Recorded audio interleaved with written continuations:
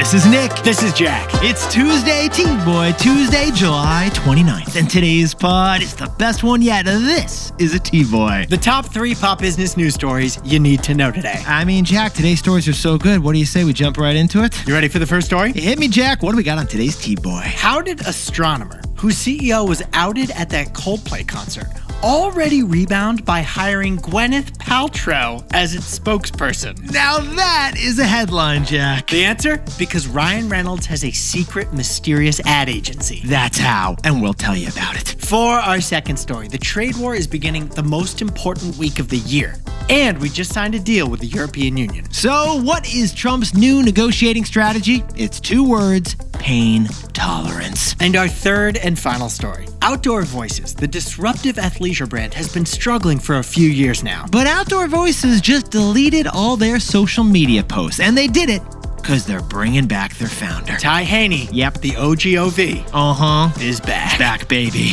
But Yetis, before we hit that wonderful mix of stories. Whoa, what a mix of stories for a T-Boy Tuesday. Love the mix, Jack. Yesterday, we asked you a trivia question. What kids' product has been banned and then unbanned more than any other product? It was banned in San Francisco, Philadelphia, and the entire nation of Norway. And yet now it is seen all over those places. The answer isn't the trampoline or the slingshot. Although great guesses, Yetis. Great guesses. Love those. Those were good guesses. The answer is the skateboard. The skateboard. The skateboard. It is the most countercultural product ever created. The whole skateboarding industry was banned by police departments seemingly everywhere. And yet 70 years later, here we are. Skateboarding is now an Olympic sport. The skateboard is our latest episode of our weekly show, The Best Idea Yet. Because the skateboard transcends trademarks. It actually went viral thanks to a dozen different innovators. From the Santa Monica lifeguard who invented it during his off time, To the woman who made it mainstream on the cover of Time magazine. all the way to Tony Hawk,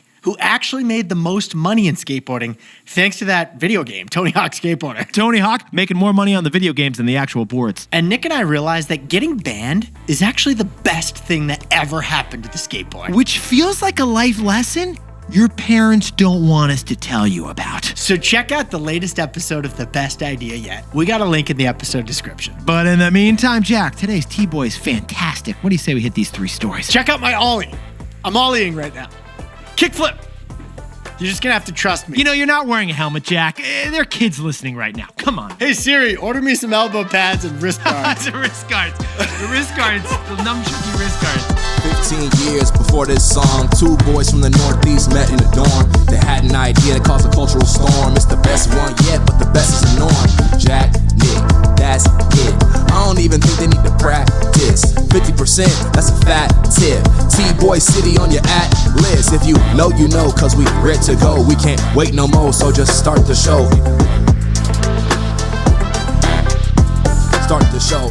For our first story, the Coldplay affair just hit another level as Astronomer hired Gwyneth Paltrow to be their spokesperson. But the real story here is who's behind it all.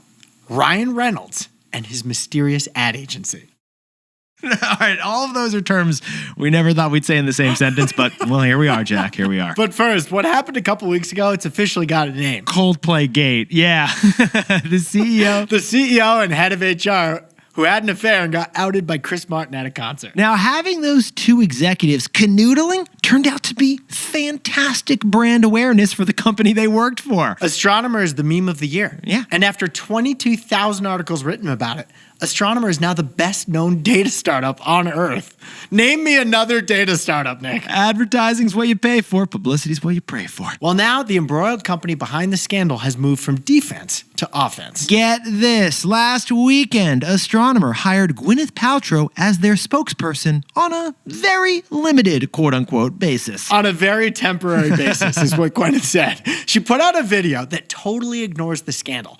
Instead, in a really funny way, it just talks about what Astronomer actually does, like the company. And we see the punchline here, right, Jack? Like, maybe we should sprinkle on some context. Yeah, Gwyneth was married to Chris Martin from Coldplay. Right. So the partnership with Gwyneth is a clever wink at the whole affair situation. Well, yeah, it is. After just 48 hours, now Gwyneth Paltrow's video for Astronomer has gone viral as well. Which refocuses all the attention onto Astronomer, the company, not their ex-CEO. But besties, Yeti's, here's what Jack and I find fascinating about this story. It's a wild layer that no one else is talking about. Actually, Jack, it's a person no one is talking about. And who is that? Ryan Reynolds. Ryan Reynolds. Because this new Astronomer ad with Gwyneth Paltrow was actually produced by Ryan Reynolds' ad agency. That's right. Yep. The actor that you know as Deadpool also owns a soccer club, an F1 racing team, Mint Wireless Mobile, Aviation Gin, and an advertising agency. An ad agency called Maximum Effort. They only work with 11 different clients, and the website is so stealthy, it feels like it's out of the CIA. We weren't even sure it was real. But despite their short client list and the limited work that they take on, you've definitely seen one of their commercials. For example, remember the Peloton wife from a few years ago? She was really nervous about doing her first Peloton and selfied the whole experience in it. Yeah, it was like a traditional way of showing women that just didn't work. It got panned as outdated. Yeah.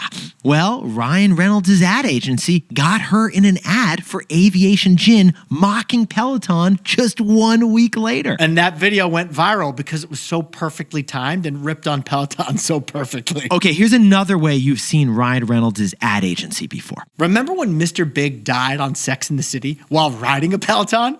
He got a heart attack. Well, Peloton hired Ryan Reynolds' ad agency, Maximum Effort, to respond in the moment. And just 48 hours after that Sex and the City episode, Peloton put out their own commercial featuring Mr. Big, who declared proudly, "I am alive. That show is fictional. I love my Peloton." Ryan Reynolds' ad agency is just jumping into the cultural zeitgeist at a speed that would dust David Ogilvy. Nick, by the time Don Draper lights a cigarette, Yeah? Ryan Reynolds' agency has already made 3 TV commercials.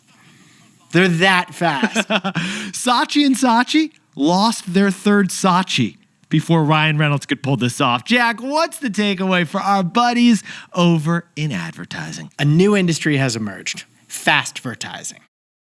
Yetis, right now, the advertising industry is split on a spectrum of 2 extremes. On the one side is agency marketing, which takes longer but looks really polished and legit. Right. On the other side is influencer marketing, which moves much faster but can look too raw for a big brand. Well, Ryan Reynolds' feat is creating a third option. That's the key value proposition of both those. Speed, but also quality. The TV-ready polish of an ad agency, but the edge and timeliness of influencers. It's a new marketing concept called Fastervertising. The speed of social media, but with the look of a Super Bowl spot. How does he do it? Well, Ryan has industry connections to get top talent ASAP. But Jack, he also has the cred to say to the client, hey, ditch the client review, just trust us. We can post this thing in just 24 hours. And 24 hours is important because just like in sports, in the attention economy, speed kills. You need to act now. In fact, Jack and I estimate that every day after an event, it becomes 10% less relevant. We don't have data to back that up, but Just trust us. It's a gut feeling. and yes, it's compounding interest. Now the result when you add all this up is a new concept, Fastervertising. And it's Ryan Reynolds' latest creation. For our second story, this Friday, August 1st, is President Trump's super big, absolutely final, no exceptions, trade deal deadline. Well, the U.S. just snagged a trade deal with Europe, and it reveals Trump's trump card.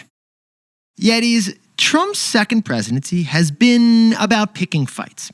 And we've noticed, and this isn't a political observation, this is just the reality, a template has emerged to end those fights. For CEOs, the template is to donate to Trump's inauguration. For news agencies, the template is to donate to the presidential library. For law firms to end their fight with Trump, the template is to offer millions of dollars in free work for conservative causes. For universities, the template is to pay a big headline settlement and end DEI policies. And for countries, a template is emerging in the past week to end trade fights. And here it is. Accept unequal trade terms and give Trump money. Exhibits A and B are Japan and the European Union, which both just announced similar trade deals with the U.S. in just the past 5 days.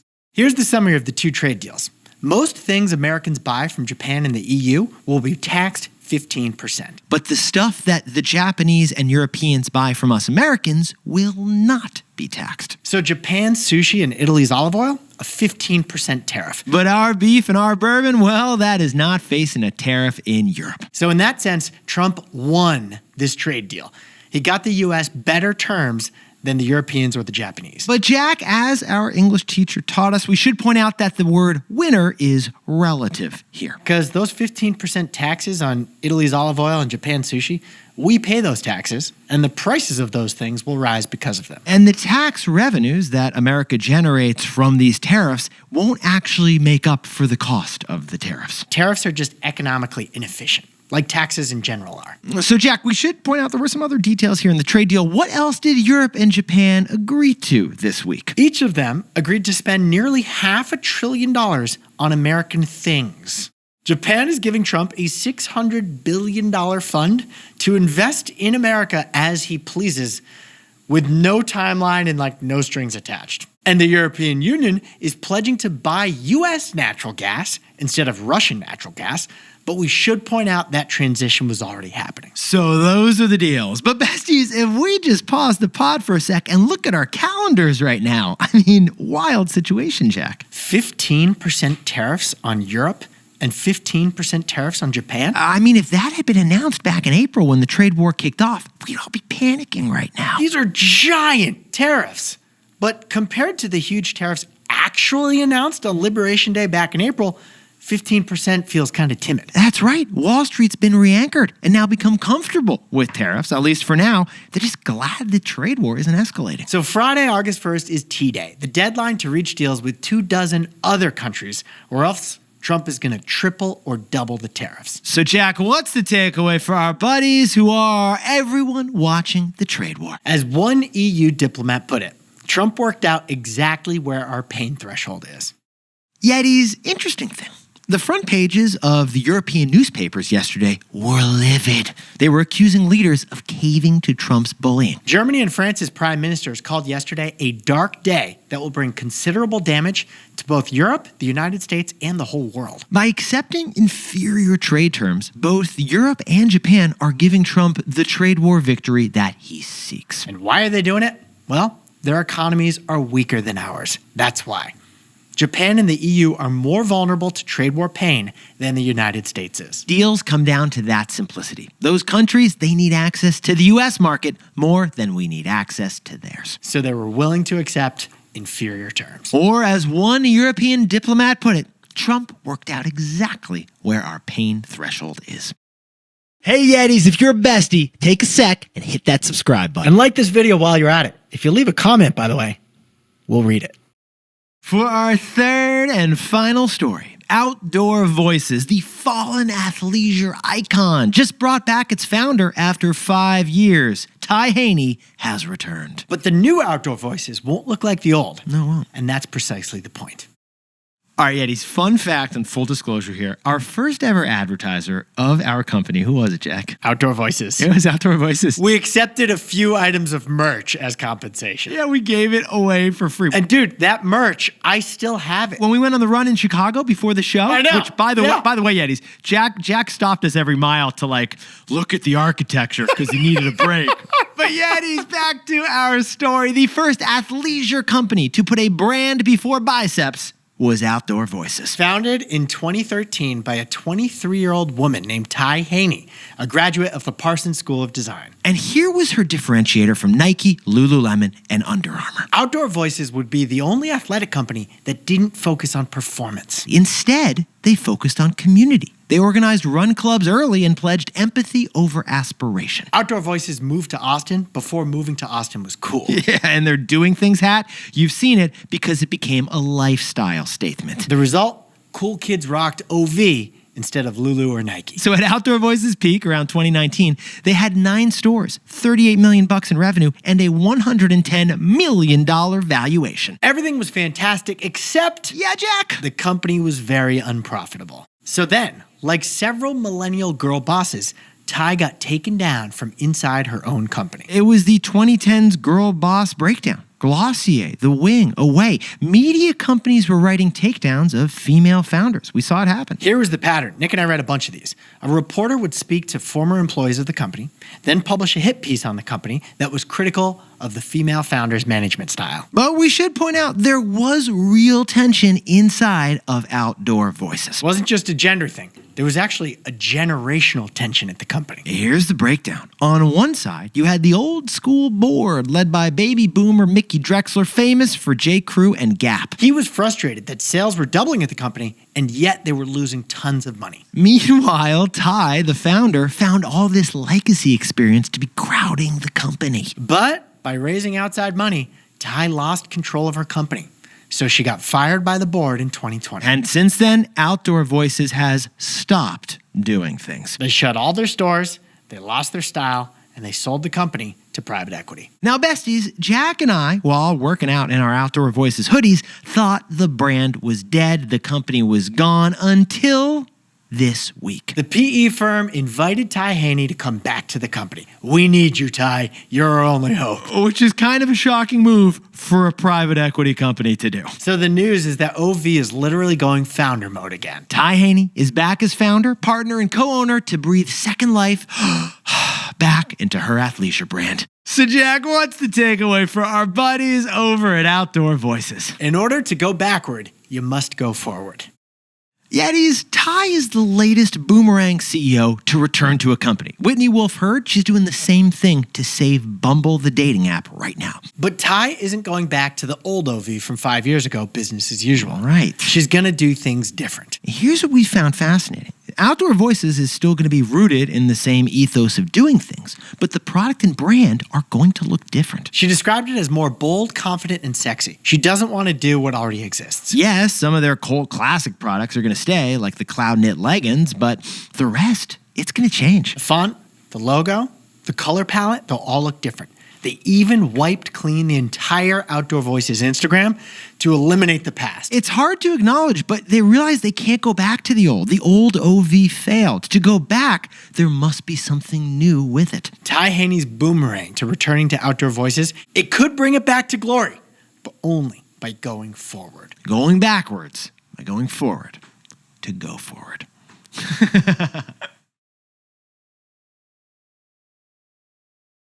Jack, I'm sorry. Do you need a break from our run? Are you good to go? I don't run much these days. I noticed. Yeah. So that 4-mile run before our live show, you were asking me a lot, man. Just kidding. I picked the route. So, Jack, what's the takeaways? Actually, I'm sorry. What's the takeaways for TBOY Tuesday? Astronomer lost its CEO in the Coldplay affair, but has retaken the narrative with Gwyneth Paltrow. It's all thanks to Ryan Reynolds' ad agency and their new concept, Fastervertising. For our second story, Europe and Japan announced similar trade deals with the U.S., 15% tariffs, and they're also paying America a bunch of money. It's a template. With Trump's T-Day coming this Friday, he's searching for countries' pain points. And our third and final story, Ty Haney has returned to revive her beloved recreation brand, Outdoor Voices. But she can't go back to the old without bringing something new. But Yetis, this pod's not over yet. Here's what else you need to know today. First, a huge week of econ news. You're going to want to mark your calendars with a big fat Sharpie that also smells like your Jamie Dimon. First, we have earnings this week from Starbucks, Meta, Microsoft, Robinhood, Spotify, and 1/4 of the S&P 500. Then on Wednesday, Federal Reserve officials will announce a new interest rate policy. The big question, will Powell buckle to Trump's pressure to lower rates? And then on Friday, we get a jobs report, plus Trump's global trade war deadline. Like we said, huge week. And second, one of the biggest Bitcoin whales just made a splash, selling $9 billion of Bitcoin all over the weekend. Some anonymous holder held 80,000 Bitcoins for over a decade. Wow. That is 0.4% of the entire supply. And that's a lot of discipline. Plus, they just sold that $9 billion all at once. That whale made a splash. It was such a big sell order, it caused Bitcoin to fall 5% in just minutes. And finally, Mercedes-Benz has added, one sec, I'm double checking my notes here, a strange feature, Microsoft Teams. The newest Mercedes-Benz lets you interact with Microsoft Teams' AI co-pilot. That's right. You can now take a conference call while speeding 120 miles per hour down the Autobahn and also be slacking through Teams. We don't use Teams, so I don't know how it works. It's not Siri. It's not Alexa. What's the voice command? Is it Copilot? I think it's hi boss. Mercedes has just ruined the work-life balance of commuters everywhere. Very corporate move by Mercedes. Now, time for the best fact yet. This one whipped up by Jack and I because we saw it over the weekend and we just had to tell you about it. You can now Venmo the U.S. government to help pay down our national debt. That's right. The Treasury Department now accepts Venmo to pay down the deficit. It's a program on the Treasury's website called Gifts to Reduce the Public Debt. Yeah, we jumped in T-Boy style. Hilarious website. It's pay.gov. It's actually been hiding there for like years. So if you're feeling charitable and want to pay more than your fair share of taxes, Here you go. You can Venmo the government $50 to help chip away at our $37 trillion of debt. I mean, Jack, the only question here is like, what emoji are you going with after you Venmo the Treasury Department? Bald eagle to reflect patriotism. Maybe the scared face, 37 trillion bucks? Actually, Jack, just do a pizza and it messes with everybody. Can you Venmo request the Treasury? Yetis, you look fantastic today. Jack, you are glowing over there. And what should the Yetis check out next now that they're done the T-Boy? The origin story of the skateboard. It's wild. It's entertaining. It got banned. That was the best thing that happened to the skateboard. Also, who doesn't remember where they were when Tony Hawk landed his first 900? Your mom doesn't want you to listen to this episode. But that won't stop you. Link in episode description, and Nick and I will see you tomorrow. Jack and I will see you there. Bring your helmet. Bring your helmet.